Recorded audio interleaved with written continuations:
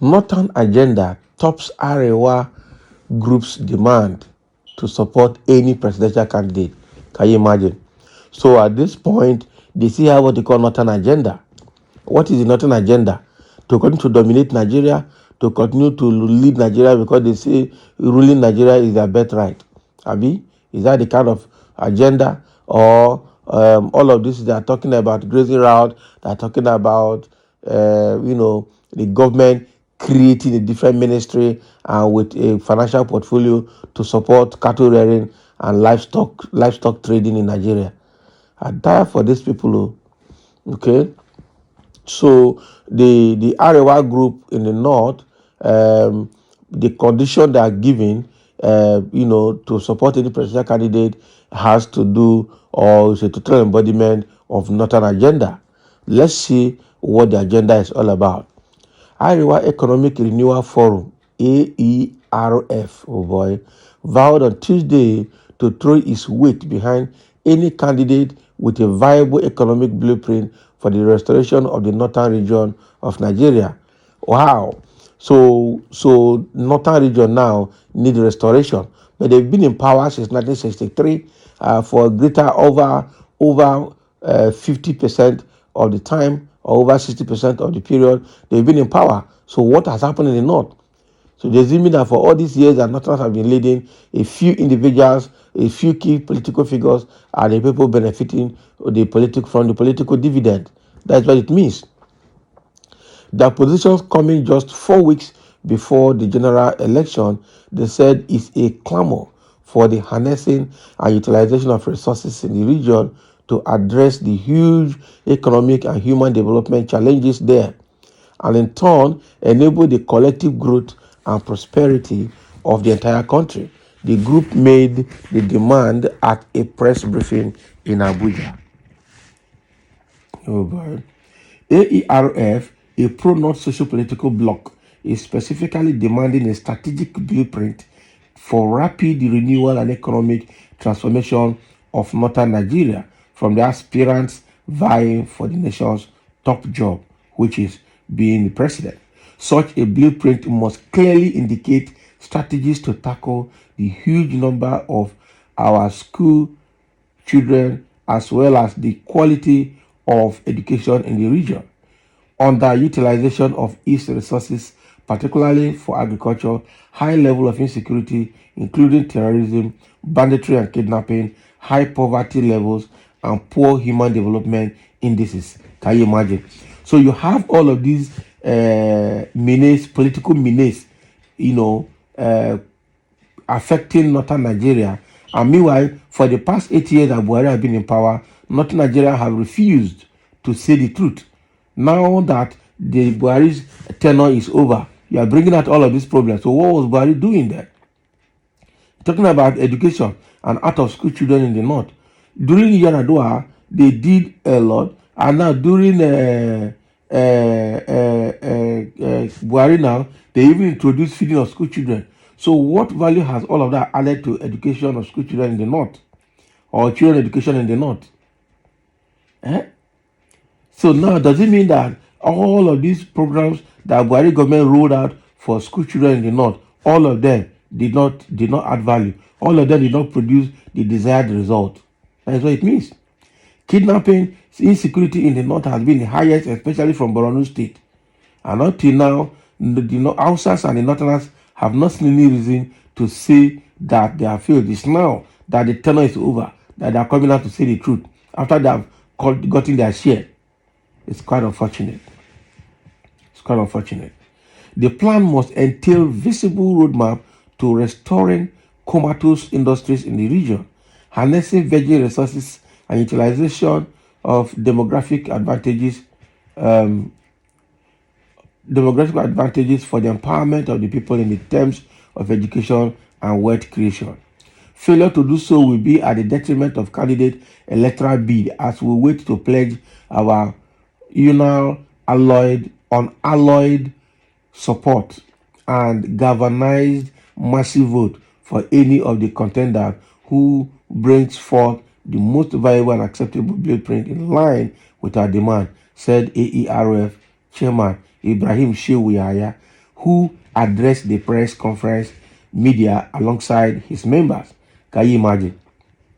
So these are the demands that they are putting now, that for everybody, anybody coming out to be or vying for the position of presidency in the north, sorry, Nigeria, must meet all of their needs. Which kind of massive vote they will give them? Let them go sit down. People, this era, a lot of groups are just formed from left, right, and center to see what they can collect from the political, from the presidential candidate. That is what I see. Arewa has formed almost more than 6 different groups from different corners. If you come to West, different groups. If you come to Southeast, different groups. If you come to Middle Belt, different groups. All of them are forming themselves. They just form small group. They give themselves a name. They will do a press release just to attract attention. And before you know it, the aspirants will start running after them, giving them money, bribing them, and talking to them to harness their votes. Make this group go sleep. That is the truth.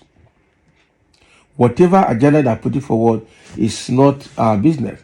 The truth is that anybody coming as president must oversee the well-being of Nigerians from all part of Nigeria. That is the truth. So let this AEROF go and sleep. Now, Arewa Economic Renewal Forum, AEROF, a regional economic renewal movement, have determined that February 2023 is the time for the North to take her destiny into her hands and restore lost glories by throwing our weight behind any candidate with a viable economic blueprint for the restoration of Arewa, he stressed. Now, wow.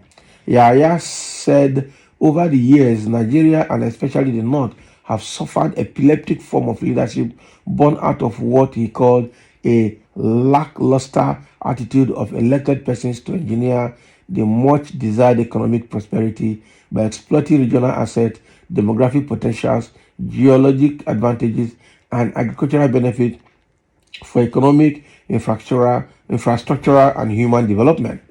That are grammar. Upoyibo. That is the truth. So all along that the Northerners have been ruling, what they saying there's no achievement? If all of these have been existing in the North for all the years that Hausas, both under the military and now under the civilian government, have been ruling this country, and all of these problems are still there in huge level like this, then it means that there's no job done. So why should we trust another Hausa person to enter? That is what it means. He noted that the resultant consequence for the region is poverty, substandard education, lack of access to credit financing, and other negative underdevelopment indicators.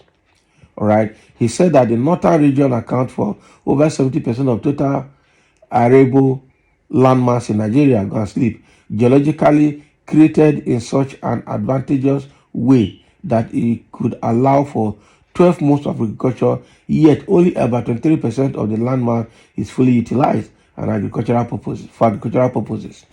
Similarly, out of the over 3 million hectares of potential dry season agricultural river basins, less than 1 million hectares is effectively utilized. Yet Nigeria has about 10 river basins development authorities in existence for over 45 years. Can you imagine? Yeah. For over 45 years. So you have all these statistics, all right? So you have all these statistics, and meanwhile, the Hausas have been in power over the period. Meanwhile, nothing has happened.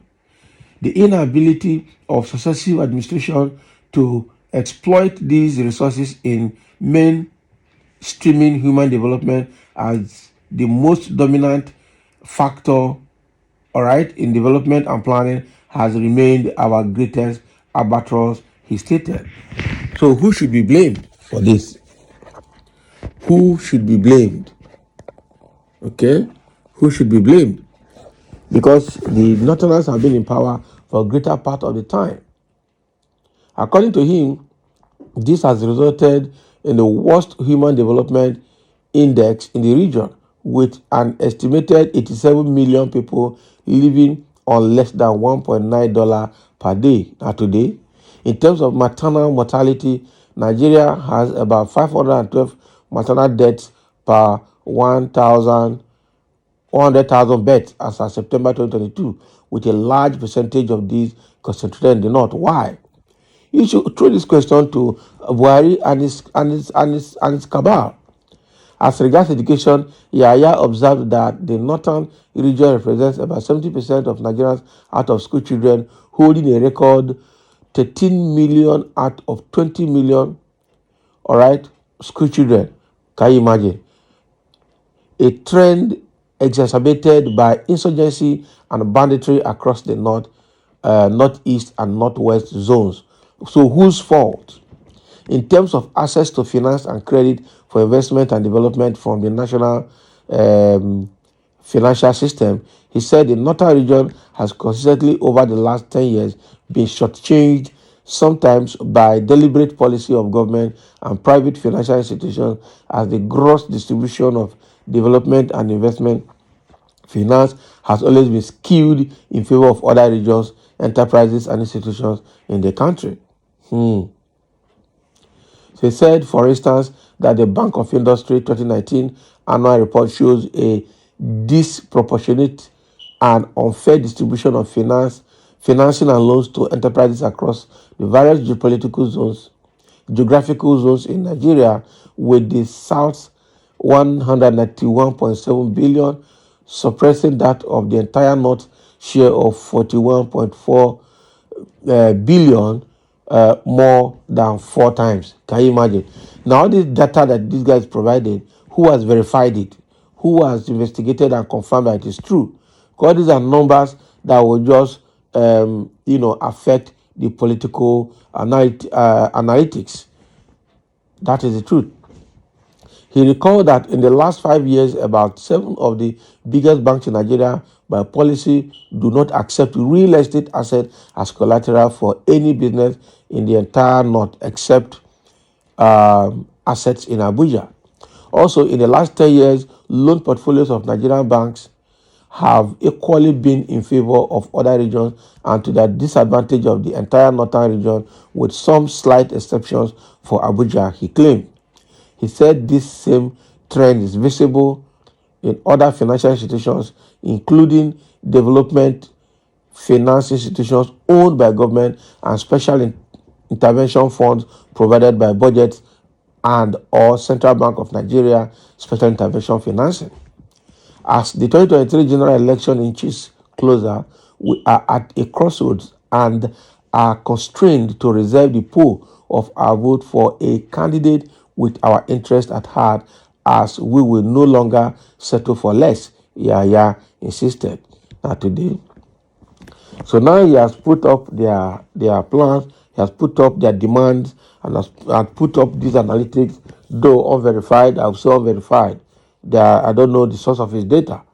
Okay, but the question is that the North have been in power for a greater part of the time since Nigerian independence. What has been happening in the North? Who has asked questions about all of this? Now, somebody saying here, why is the North not able to develop despite the years they have been in power more than any other tribe in Nigeria? That's the big question.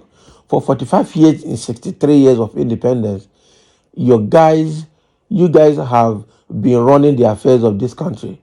Your region, and you still wallow in poverty. In fact, your region is said to be the capital of poverty in the world. That is how bad it is. Somebody is saying, but that has been precisely what Labour Party led by Obidati has been advocating even before this election, and both have intensified same, Peter Obi and Dati all the way. Okay, yes, they are the ones that have their own people in mind, unlike the southeast Ifulefu politicians that are only interested on their personal benefit. For the North, it is always a good bargaining to get things for their people. They are bargaining now, but now they are coming out to say that things are bad there. And it's obvious that things are bad there. They don't like going to school. They have disenfranchised their people. They give them out to marriage even at tender age, because that is they said that is their religion, even with their Sharia banking and other forms of Islamic banking in the north. They still saying that they don't have access to loan and other forms of investment financing. Don't tire for this country. Every region get complaint. So Yahya has mentioned this from this Arewa group, Arewa Economic Renewal Forum, AEROF, a new group that we don't even know where they're coming from. And they are now saying that the only presidential candidate they will support is the presidential candidate that will meet their demand. And that is having the northern agenda, northern interest at heart first before any other thing. So thank you for listening. And this is what this group is saying. And let's have your comment below for sharing. Thank you.